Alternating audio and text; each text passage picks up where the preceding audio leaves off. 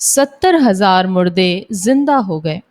بہت زمانے پہلے کی بات ہے، ایک نیک اور بہادر نبی تھے جن کا نام حضرت حزقیل علیہ السلام تھا۔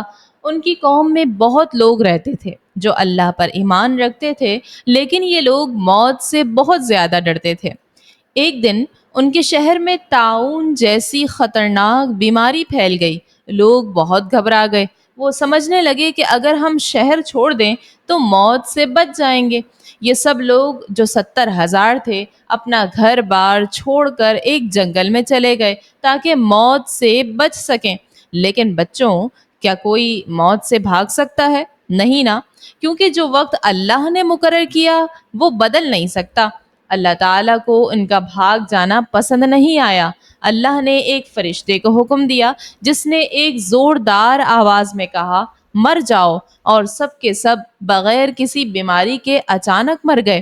ان کی لاشیں 8 دن تک جنگل میں پڑی رہیں اور کوئی ان کو دفن بھی نہ کر سکا۔ وہاں بدبو پھیل گئی اور ایک دیوار بنا دی گئی تاکہ جانور لاشوں کو نہ کھائیں۔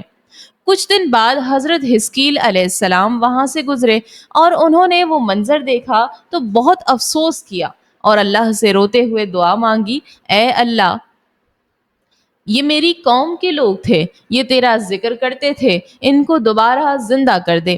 اللہ تعالیٰ نے ان کی دعا قبول فرمائی۔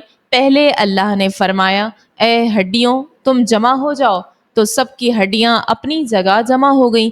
پھر فرمایا، اے ہڈیوں تم گوشت پہن لو، تو سب ڈھانچے گوشت اور جسم بن گئے۔ پھر اللہ نے فرمایا، اٹھو، اور سب کے سب زندہ ہو کر کھڑے ہو گئے۔ ان کے منہ سے خود بخود نکل گیا، سبحانک اللہم وبحمدک لا الہ الا انت۔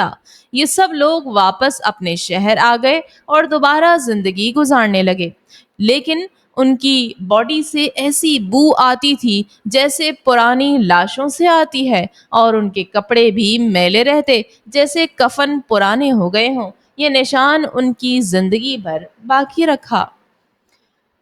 تو بچوں، اس واقعے سے ہمیں یہ سبق ملتا ہے کہ موت سے کوئی بھاگ نہیں سکتا۔ اللہ ہی زندگی اور موت کا مالک ہے۔ ہمیں ہمیشہ اللہ پر بھروسہ رکھنا چاہیے، چاہے حالات کیسے بھی ہوں۔